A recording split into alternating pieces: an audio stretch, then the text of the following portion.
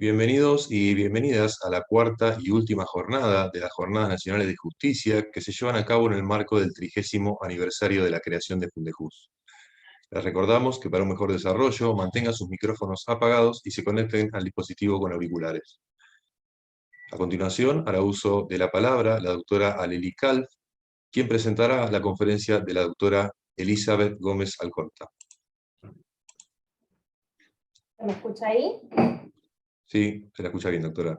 Bien. Damos inicio entonces a esta cuarta conferencia, en la cual tenemos el placer de escuchar a la señora ministra Elizabeth Gómez Alcorta.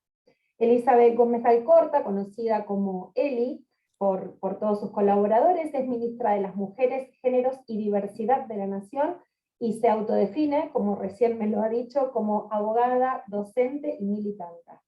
Cuenta con un frondoso currículum, pero a modo de síntesis mencionaremos que es abogada de la Universidad de Buenos Aires, también es especialista en Derecho Penal de la Universidad de Buenos Aires, especialista en Ciencias Políticas y Sociología de la Flaxo.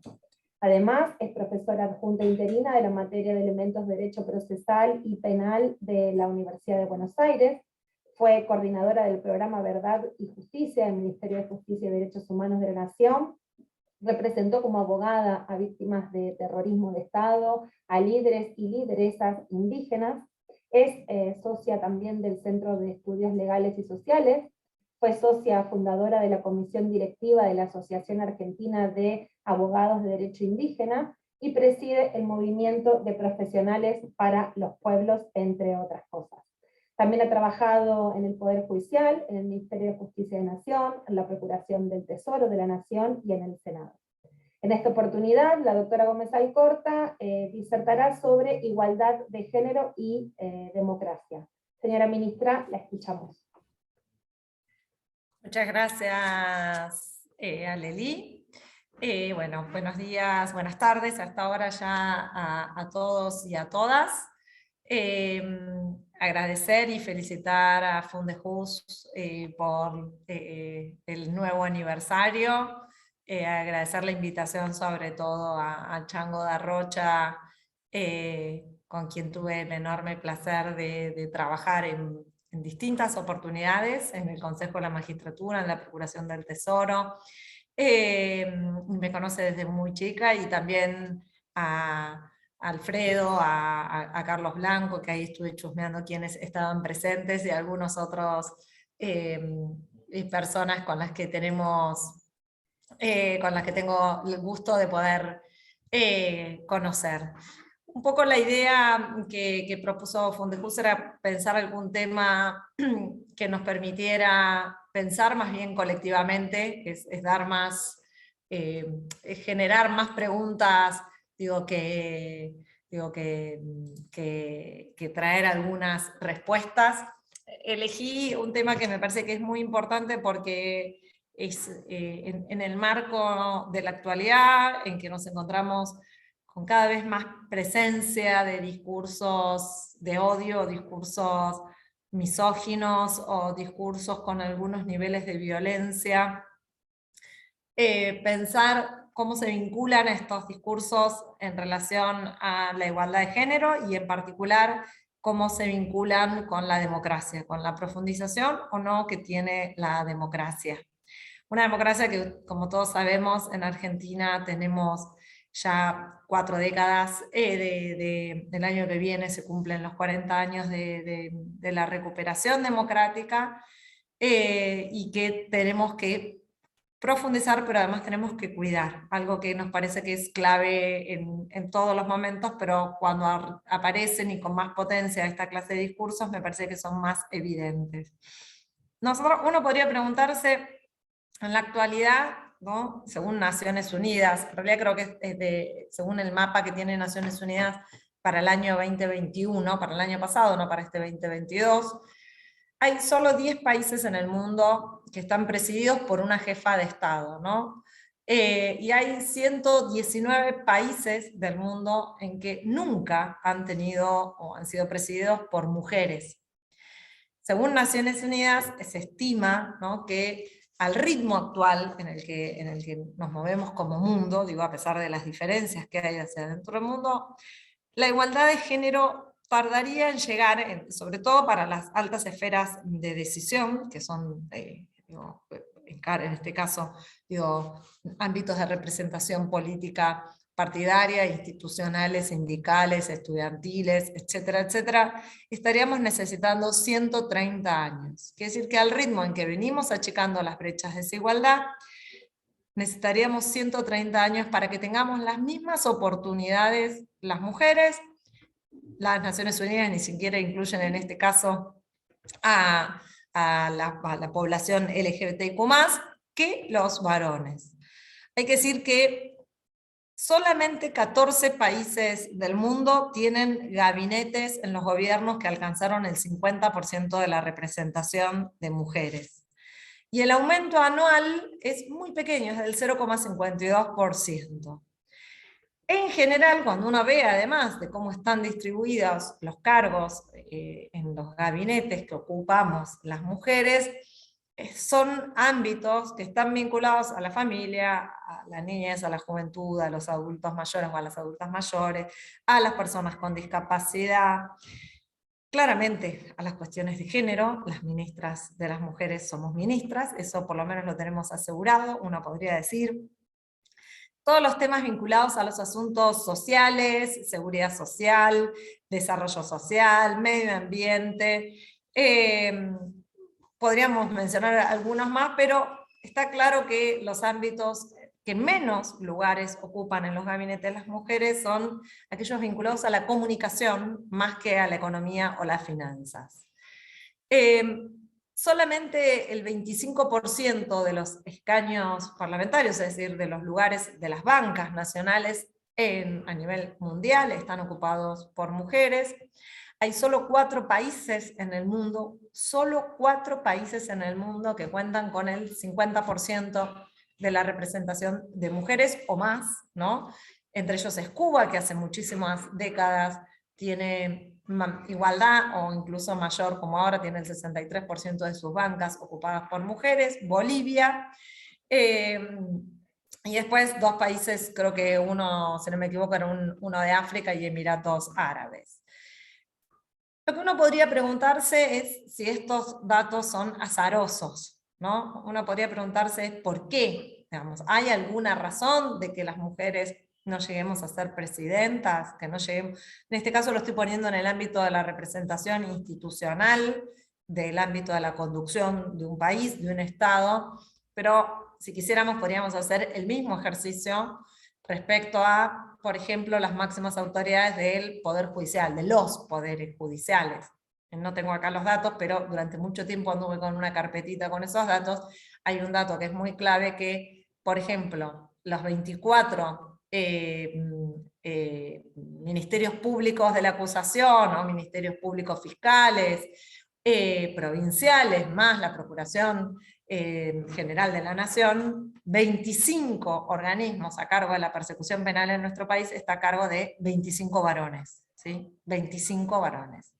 Podríamos pensarlo la Corte Suprema, los superiores tribunales, para pensarlo en el ámbito también institucional, claramente, de otro poder del Estado, como es el Poder Judicial, pero si lo queremos pensar en otros ámbitos de representación, para pensar en ámbitos empresariales, en ámbitos sindicales, de la dirigencia de los movimientos sociales, nos vamos a encontrar con la misma foto. Una foto en la cual el poder, en sentido de los lugares de toma de decisión, ¿sí?, de principales toma de decisión, son lugares masculinizados, ¿sí?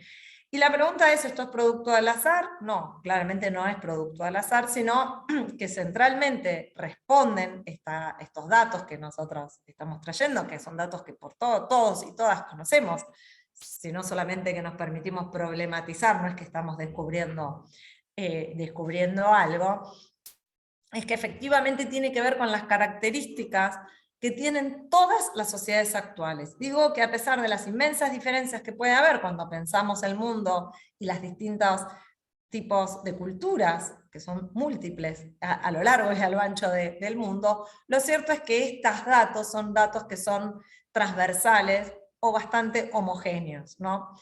Claramente podemos responder o empezar a responder entendiendo que hay ciertos estereotipos de género que están muy arraigados culturalmente y que tienen como consecuencias, entre muchísimas otras, una desigual distribución de las tareas de cuidado. Que si me queda un rato, porque me estoy tomando el tiempo, le voy a dedicar esto un ratito más al final de la charla, del encuentro.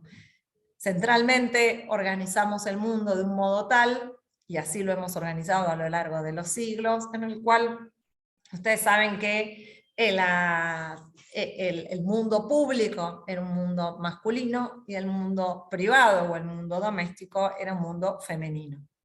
Eso significa que, vamos a ver después el impacto que esto tiene, que a pesar de que el mundo público es el mundo laboral, es el mundo claramente de la representación política, por el contrario, el mundo doméstico es el mundo de la familia, es el mundo de los cuidados, es el mundo de las niñeces, es el mundo del cuidado también hacia ese varón que es el proveedor que sale a trabajar.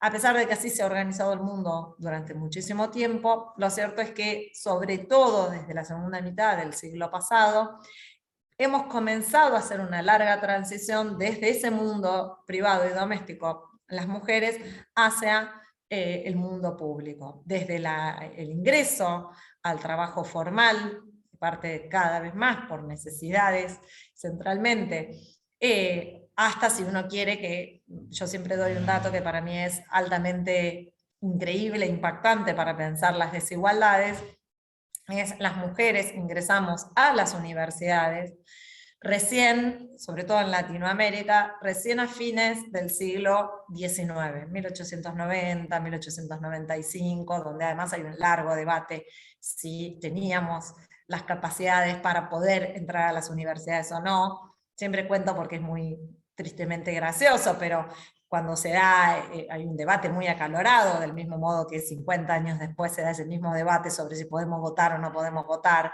qué nos pasa a las mujeres que somos o sensibles o irracionales, entonces si el voto tiene sentido o no, y ver los debates que se daban en el Parlamento son muy fructíferos para entender, para poder historizar las desigualdades.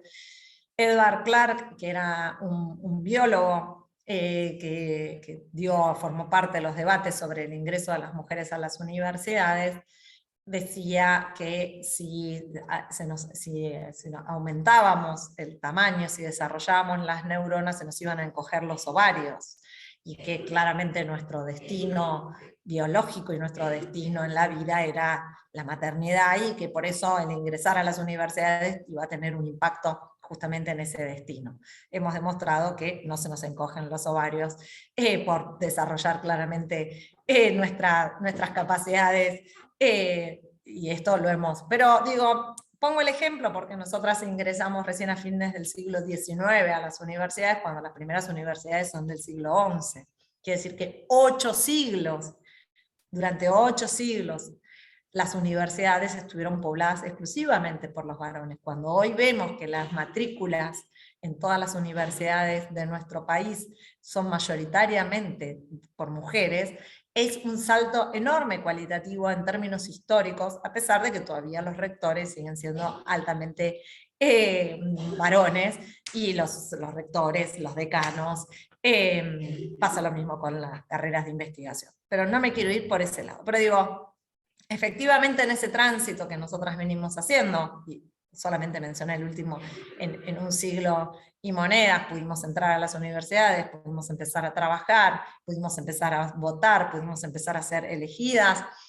Ese tránsito, que es un tránsito que en términos históricos implicó mucha lucha, no es un tránsito gratuito, no es que es un cambio del ambiente, sino es un cambio vinculado a la lucha y a resistencias, a esas luchas como todas, no ha hecho todavía hoy, en donde en principio tenemos los mismos derechos, cuando uno va a la Constitución, cosa que antes no pasaba, ¿sí? Digamos, no teníamos los mismos derechos. Hay que recordar que nosotras no votábamos, no tenemos los mismos derechos políticos, no podíamos salir a trabajar si no teníamos hasta hasta 1927 seguro, y posteriormente con la próxima reforma no podíamos firmar contratos de trabajo sin la autorización de nuestros maridos, no podíamos administrar nuestros propios bienes, los bienes personales, no solamente los bienes claramente de la sociedad conyugal, quiere decir que no teníamos los mismos derechos. Hoy los tenemos.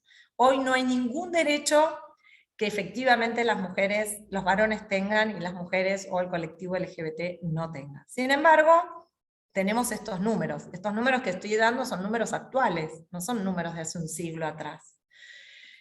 Entonces tenemos que buscar cuál es el impacto. Si el impacto ahora no es normativo, no es que hay leyes que nos impiden, como nos impidieron, nosotros no podíamos estar en los... Digamos, nadie se hubiese preguntado en 1921 cuando se sancionaba el Código Penal, ¿por qué diputados y senadores varones incluían una norma que prohibía y criminalizaba el aborto, es decir, una norma que criminalizaba una práctica exclusivamente llevada adelante por mujeres, sin que las mujeres pudieran haber elegido a esos diputados y esos senadores, y que ni una sola mujer pudiera ser parte de quien opinara en esos debates? No, hoy no tenemos esos problemas que sí existían en ese momento. Hoy los problemas son otros. Y parte de esta transición a la que hago referencia indica que todavía hoy esas tareas de cuidado que estuvieron tan arraigadas en nuestras espaldas y en nuestro tiempo, siguen recayendo centralmente en nosotras. A pesar de que tenemos el derecho a poder entrar a la universidad, de que podemos estudiar, de que podemos trabajar, de que podemos divorciarnos, de que podemos ejercer la patria potestad como antes no se podía, aunque ahora el Código Civil y Comercial nuevo lo denomina de otra forma, que podemos ser presidentas y que podemos votar. Lo cierto es que esa recarga ocupa todavía un lugar preponderante en la vida de las mujeres, que tiene muchas consecuencias. Una central, entre tantas otras, está vinculada al uso del tiempo. El tiempo, ustedes saben que es un bien muy escaso, es un bien escaso, y además es un bien que no es renovable, tiene la particularidad del tiempo, ¿no? Es decir, entonces, ¿qué sucede con las posibilidades, con las oportunidades que tenemos las mujeres? Entonces digo, preguntarnos por esto, y preguntarnos además cómo impactan este modo en que organizamos socialmente la vida y la comunidad, es clave para poder pensar los impactos, entre otros múltiples impactos. De hecho, las violencias por motivos de género están vinculados a ese modo de organizarnos, pero la representación política también. ¿Y por qué creo, para poder hacer un link antes de seguir avanzando, uno debería pensar, si nosotros decimos que la democracia, entre las múltiples formas de que lo podemos nominar, es centralmente el gobierno del pueblo, ¿no? Que la soberanía recae centralmente en el pueblo. Que pensar que la democracia solamente implica el modo de organización político por el cual se vota cada 2 o cada 4 años, es un modo bastante limitado de pensar la democracia. Nosotros tenemos que pensar que la democracia es la posibilidad de que el pueblo gobierne por medio de sus representantes. Pero ¿qué sucede cuando los representantes no se parecen al pueblo? No tienen que ver con el pueblo. Y la profundización de la democracia está vinculado justamente a esto. Yo lo digo en general, en todos los ámbitos, y siempre además aprovecho para decirlo en el Poder Judicial, porque es un espejo bastante roto, que uno debería imaginar, en términos de la democracia, en términos sobre todo de la representación del Estado, porque no es una representación sectorial, porque la representación de un sindicato tiene que ser lo más parecido a lo que implica los trabajadores y trabajadoras de ese sindicato. Entonces, no se tiene que parecer a otra cosa, se tiene que parecer a eso. Ahora, cuando pensamos en las instituciones democráticas, ¿sí?, los 3 poderes del Estado per se, uno debería imaginar que tiene que haber un espejo entre la sociedad y esa institución. Si el espejo y la institución, cuando se miran, tienen imágenes que no son iguales como cuando uno se mira en el espejo, tenemos un déficit democrático. Centralmente porque si hay mucho más de algo, de representación de un sector sobre otro, quiere decir que habrá algún sector que efectivamente no tiene representación. La pregunta que uno debería hacer es si las mujeres somos la mitad de la población argentina, somos la mitad de los que movemos el país, ¿por qué no somos la mitad de los que tomamos la decisión? Bueno, esa pregunta sí es para nosotras clave para poder imaginar cuáles son los déficits de la democracia en términos, uno lo podría pensar en muchos términos, porque hay muchas, todavía dista mucho ese espejo en reflejar justamente a la sociedad, y lo digo siempre en el Poder Judicial, aprovechando que Fundejus es un espacio que justamente trabaja para mejorar, como lo decía el Chango en el video, la administración de justicia. ¿Qué pasa con el alejamiento que tiene quienes están y quienes son funcionarios y funcionarias, y trabajadores y trabajadoras de la administración de justicia en relación a la sociedad a la cual le debe prestar un servicio? Ahora bien, ¿por qué pongo el eje en la representación política? Porque la política es un ámbito privilegiado, porque es una herramienta de transformación, ¿sí? Tanto en las transformaciones materiales nos va a permitir vivir mejor a través de las políticas públicas, pero también en términos simbólicos. Y tiene la capacidad la política justamente de moldear subjetividades. Por eso es un terreno clave para las disputas de sentido en relación a los géneros. Es desde este lugar, digo, que parto para pensar el peso que tienen las mujeres dirigentes, las mujeres lideresas, las mujeres funcionarias, las mujeres que ocupan cargos, lugares claves en la política, como también claramente su contracara, ¿no? Todos los discursos de odio, como decía al principio, o los discursos machistas, o incluso los discursos misóginos contra ellas, en este sector en particular. Digo, no es que son el único ámbito en donde hay discursos machistas. Digo, hay muchísimos otros. Pero ¿cuál es el peso que tienen esos discursos en el ámbito de la representación política y de la política a los fines de pensar la democracia? Yo tengo la certeza de que la violencia política, ¿sí? o la violencia política motivada en el género, es un obstáculo, ¿sí? que impide la plena participación en los puestos de toma de decisión.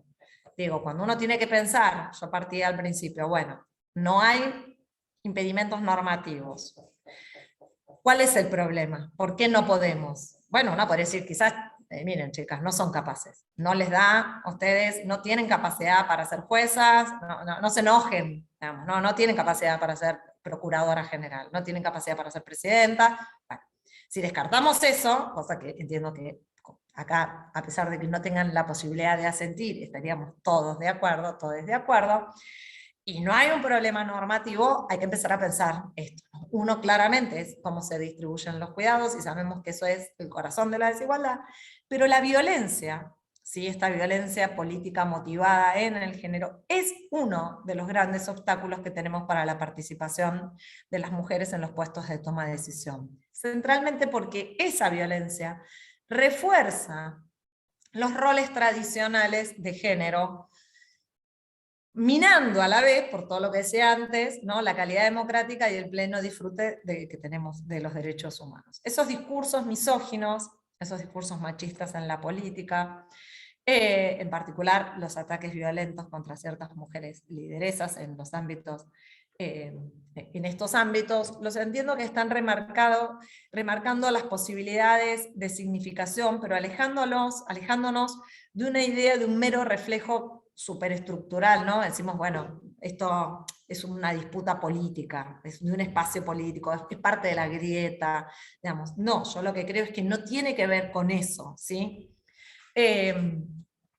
Voy a tomar un concepto que es un concepto que se utiliza, que se llama tecnología de género, que es un concepto de una autora que es Teresa de Lauteres, y también algunos aportes de Monique Witting, porque para interpretar estos discursos que son misóginos en la política como ciertos dispositivos que lo que hacen es aportan a construir formas de estar en el mundo. Así es como lo dice la autora, ¿no? La construcción del género es un producto, ya lo sabemos, ¿no? El género no es el sexo, no es el sexo que tenemos asignado, el género es esas expectativas que se depositan culturalmente vinculadas a ciertas sexualidades, a ciertas identidades, por eso también implican el proceso de representación, de la autorrepresentación.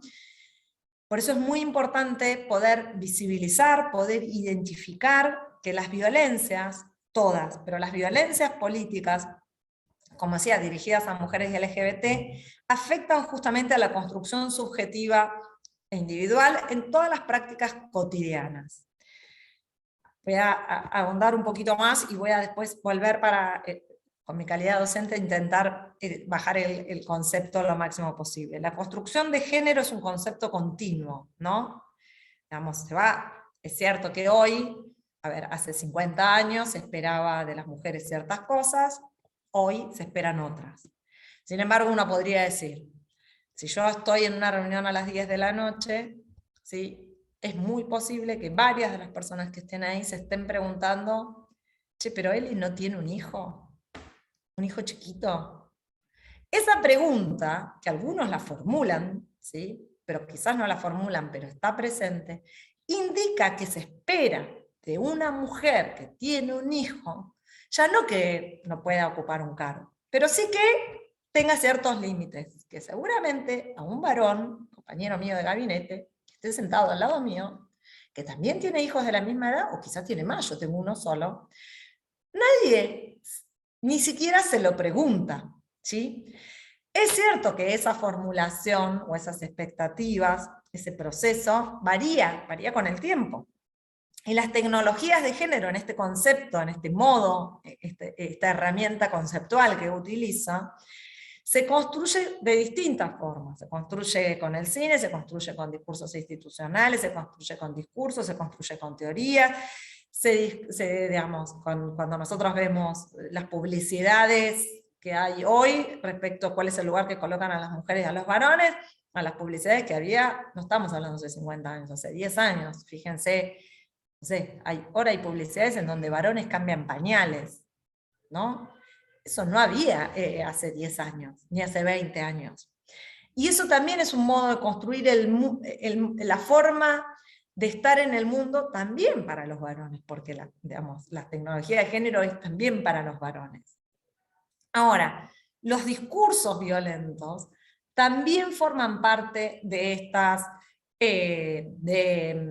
tecnologías de género, ¿sí? Porque lo que buscan centralmente es implantar, ¿sí?, implantar qué es lo que se debe y qué es lo que no se debe. Si yo voy a un lugar y a mí me dicen andá a lavar los platos, ¿sí?, vos qué tenés que hacer, andá a lavar los platos, que eso es un discurso claramente misógino, pero si además eso se le agrega violencia, o se le agrega, si a una ministra se le pregunta, o a una jueza, o a una fiscala, o a una diputada, mirá cómo está vestida,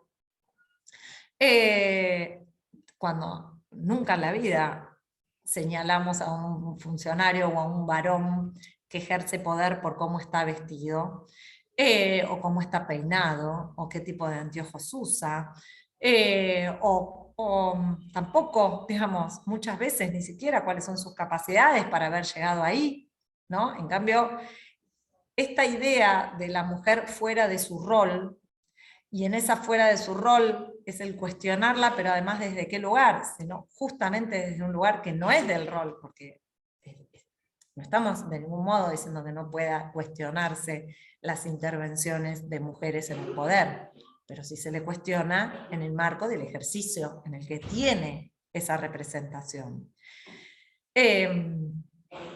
Yo siempre cuento una anécdota, igual voy a decir porque la hizo en un día público, Diana Mafía, que ella en un momento era legisladora de la ciudad de Buenos Aires, y estaba en su banca, y en el marco de un debate parlamentario estaba presentando una posición muy fuerte, y un diputado de la oposición del tema que estaba tratando se acerca a ella y le dice, no me acuerdo exactamente, pero algo por el estilo del qué lindos ojos que tenés.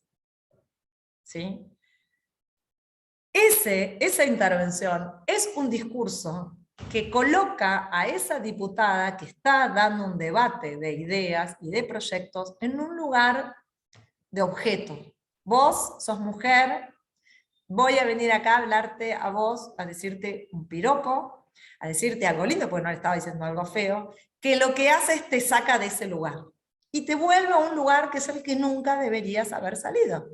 ¿Por qué? Porque ocupar una banca es un lugar que de algún modo todavía naturalmente no se entiende para las mujeres. Sigue siendo por el largo proceso de utilización de los privilegios de los varones en la representación política, que todavía tenemos que dar explicaciones de capacidades, de posibilidades, de si por qué llegamos.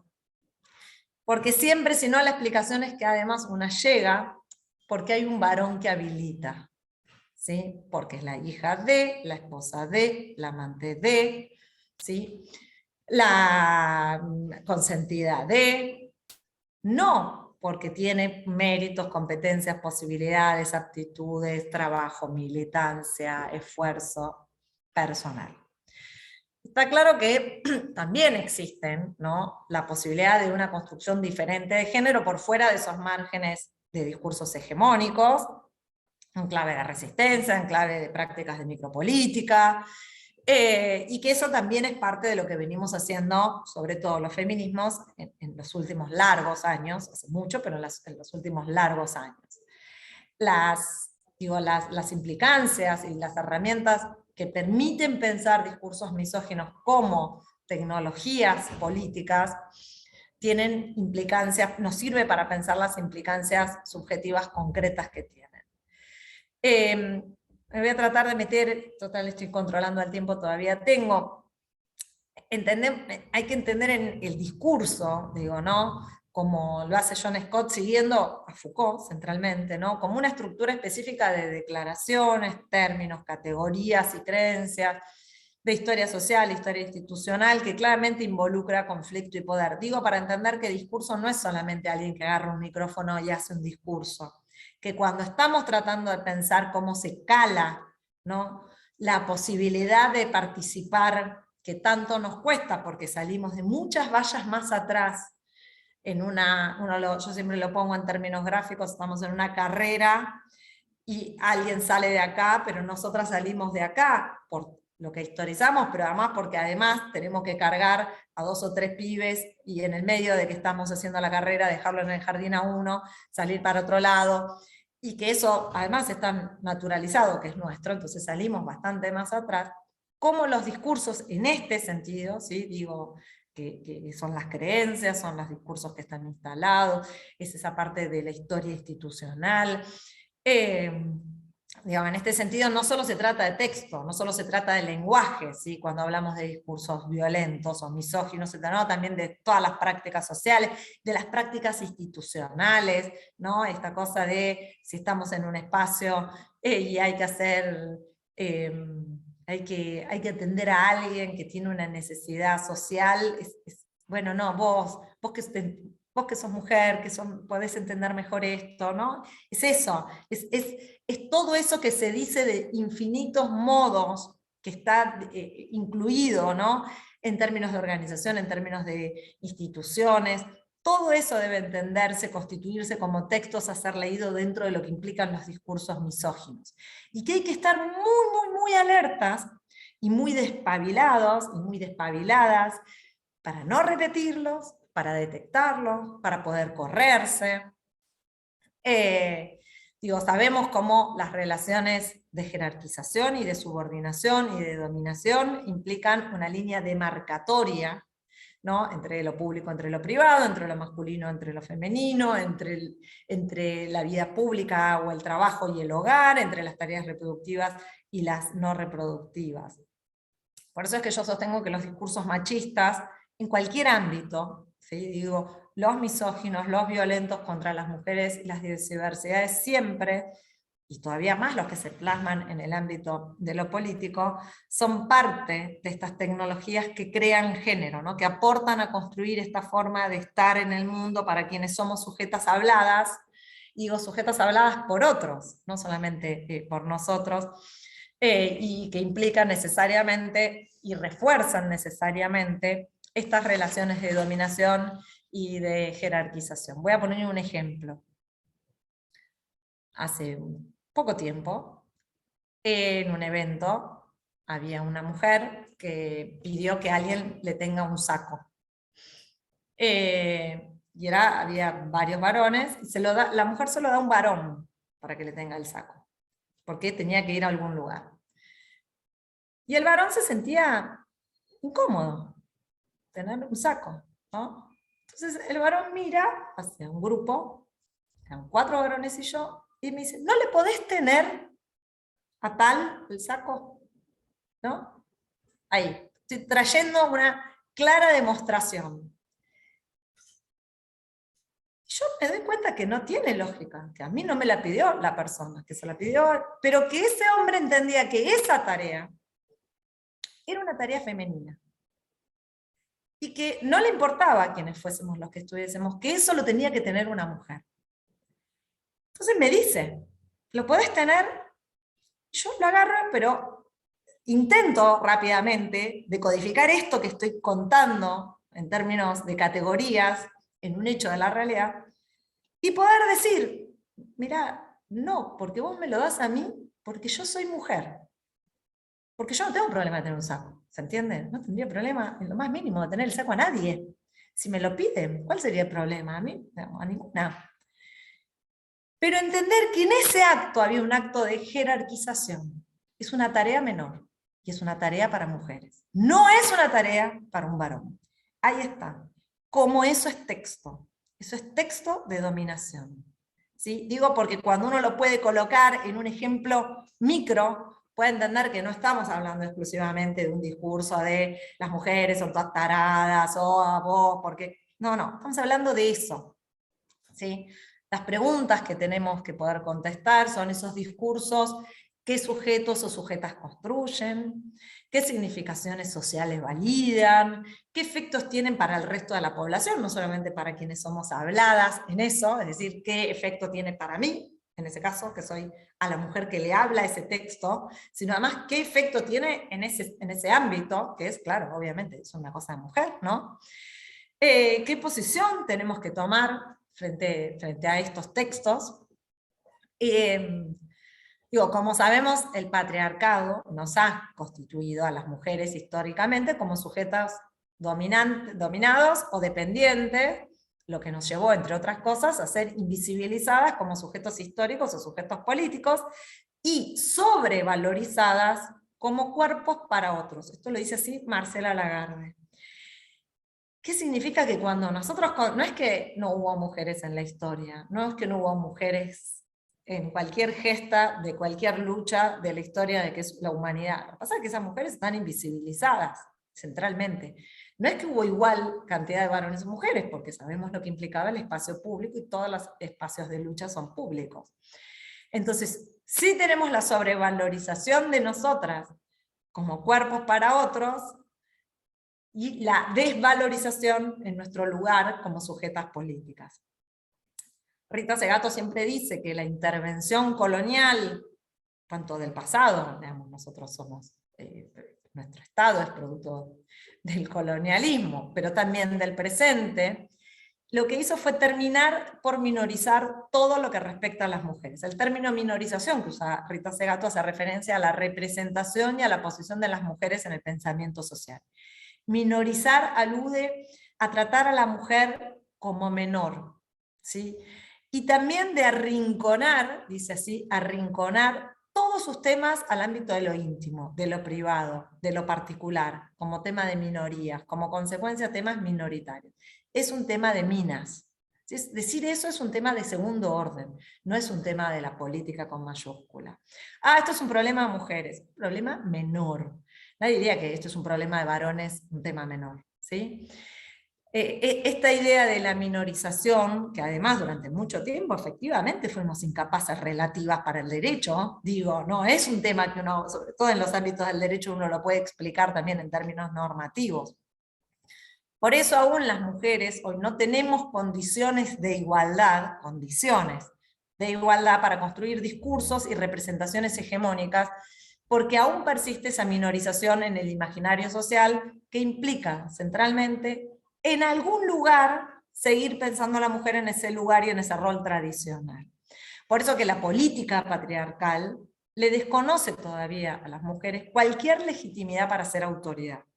Esta cosa que las mujeres muchas veces decimos es, bueno, si sos mujer te cuesta 2 veces, tenés que demostrar 10 veces que tenés capacidad, que tenés, que sabés. Ustedes saben que hay múltiples estudios que demuestran que, sobre todo en los ámbitos que se llegan con concursos, que cuando las mujeres ganan los concursos tienen más calificación que los varones que ganan los concursos. Es decir, que nosotras tenemos sobrecalificación para los mismos lugares.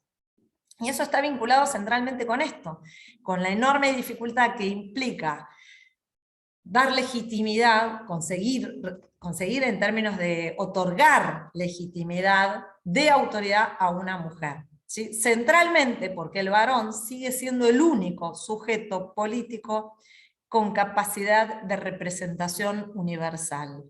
Esto significa que el varón sigue siendo la única autoridad que, según el patriarcado, puede representar al todo. Nadie duda que las mujeres podemos representar a las mujeres, pero cuando uno tiene que decir una mujer representa a todos y a todas y a todes, muchos los resisten. Miren, no es casual que de 23 gobernadores y gobernadoras y un jefe de la Ciudad de Buenos Aires, solo 2 gobernadoras haya.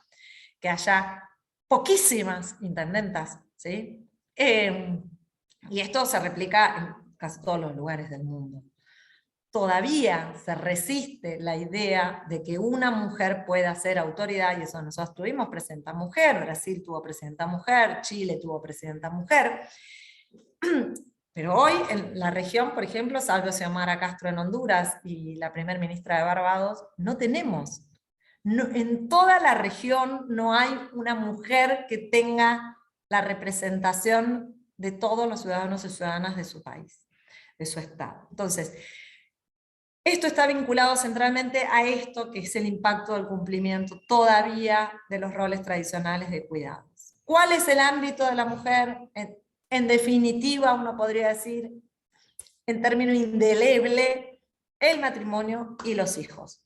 Esa legitimidad, ¿no?, que se requiere para poder ser dirigente política, o podríamos pensar la legitimidad para ser ministra de la Corte, o para ser intendenta, o para ser gobernadora, es la única vía de poder para poder acumular lo que se dice poderes positivos, es decir, tener recursos propios que nos permitan ser protagonistas en el ámbito político, para darnos autoridad y sobre todo para poder darnos capacidad de conducción. Ahora, estos discursos machistas, estos discursos violentos contra las mujeres políticas, lo que buscan justamente es erosionar esa legitimidad.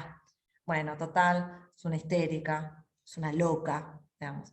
Esos discursos misóginos atacan no solamente, y por eso yo decía al principio el impacto que tienen esos discursos, no solamente respecto de la persona a la cual está siendo víctima de la violencia, sino al resto de las mujeres y al resto de la población. Efectivamente, las mujeres son insensatas, o son sensibles, o cualquiera de los atributos que socialmente están inherentemente adheridos a la idea de la mujer, pero además desacreditados en términos de poder. El poder tiene que ser fuerte, el poder tiene que ser racional, el poder tiene que ser objetivo, el poder tiene que ser distante.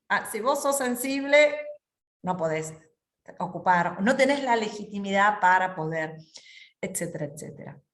El camino que emprendimos las mujeres, lesbianas, gays, bisexuales, travestis, para salir de ese lugar de dependencia es la autonomía, la lucha por la autonomía.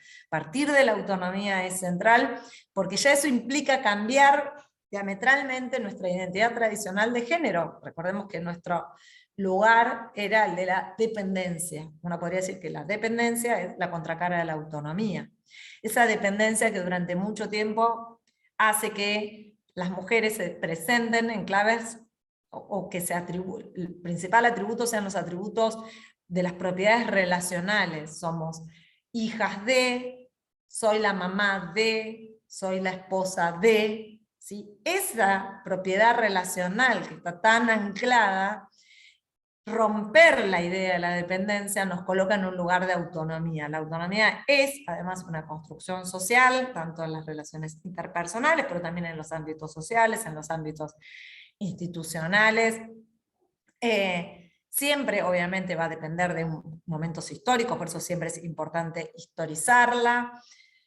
Y la autonomía además es fundamentalmente un conjunto de procesos de poder, que por lo tanto se construye a través de procesos vitales políticos, y en lo que tradicionalmente llamamos en lo político. Por eso es tan importante, en el marco de todos los ámbitos que debemos ocupar los ámbitos de representación política, porque justamente tiene la capacidad de revertir o de contribuir, de revertir procesos que sean contrarios al avance de la autonomía, o muy por el contrario, poder hacer avanzarlos.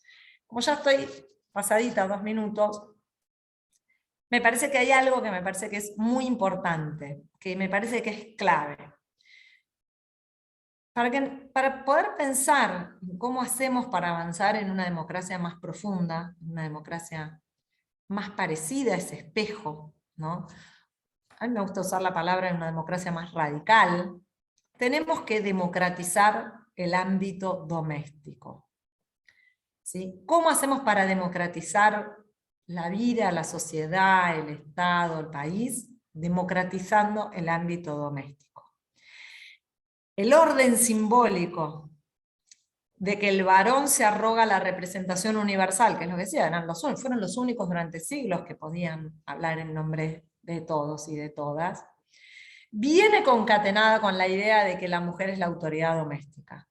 ¿Sí? Esta idea, hombre como el único con capacidad de representación universal, viene exclusivamente de la mano de otro orden simbólico, que es, en el ámbito doméstico, la soberana es la mujer. Mientras los varones se muevan en el margen o en la marginalidad del ámbito de lo doméstico, la idea de ayudo, o solamente me ocupo de las cuestiones recreativas de los pibes, o bueno, si hay alguien enfermo yo no puedo cuidar, tengo que ir a trabajar. Las mujeres vamos a estar en la marginalidad de la política democrática y de todos los espacios de poder. Y por eso vamos a seguir habitando una democracia patriarcal. Como estoy profundamente convencida que el mundo, no solamente digo nuestra sociedad, el Poder Judicial, el Estado, el mundo va a ser mucho mejor cuando tengamos la posibilidad de tomar las decisiones que son para todos y para todas. Entre todos y todas, estoy convencida de que hay que trabajar en estos dos ámbitos. Por un lado, en ampliar y democratizar el ámbito de lo doméstico, con políticas de cuidado, que es en lo que estamos trabajando además, y por otro lado, batallar contra cada uno de los discursos misóginos, violentos, discursos en el sentido que lo expliqué, en cada uno de los ámbitos en los que estamos. Me traes un cafecito, eso es un discurso misógino, en la fiscalía, en el estudio jurídico, en el trabajo, ¿sí? Porque me traes un cafecito es porque vos sos mujer, y tu rol, por más que acá puedas ocupar el lugar que quieras ocupar, seguís con esa marca de origen, que es que tu destino es servir a los demás y cuidar a los demás. Y para que nosotras podamos terminar de hacer ese tránsito y hacer las dos cosas, porque nadie está negando la posibilidad que tenemos de elegir qué ámbito estar, necesitamos tener la certeza de que los varones también van a ocupar ese otro lugar al cual nunca han llegado y el cual a partir de sus privilegios han durante muchísimos siglos ocupado los ámbitos de representación política. Así que me pasé 6 minutos, Chango, a Leli, pero me parece que es parte de lo que nos invito a pensar en una época donde un poco se está moviendo todo lo que tiene que ser movido. Muchas gracias. Bueno, ¿el doctor Darrocha quiere decir algo o no? Estaba levantando la mano, ¿no? No, en realidad no, estaba saludando. Perfecto, bueno, perfecto. Agradeciéndole su excelente discurso y adhiriendo a todo lo que ella ha dicho. Gracias de nuevo, te mando un beso, Elisa. Bueno, un placer escucharla, siempre tan didáctica y siempre contagiando, ¿no? Su entusiasmo y sus ganas de lograr la transformación de esta sociedad, para que podamos realmente lograr una verdadera igualdad. Así que muchísimas gracias, ministra, por participar en estas jornadas.